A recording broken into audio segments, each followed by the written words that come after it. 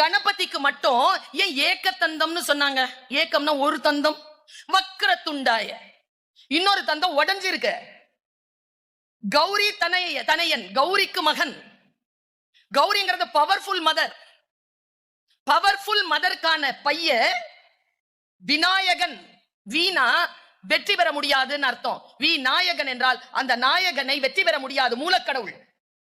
அவன் கையில இருந்த 2 தந்தத்துக்கு ஒரு தந்தம் உடைஞ்சிருக்கு. நான் கொஞ்சம் பின்னால போறேன். அந்த தந்தம் எப்படி உடைஞ்சது? கால மகாபாரதம் கதை சொல்கிறது. வியாசர் அதை உள்வாங்கி சூத்திரமாக சொல்கிறார்.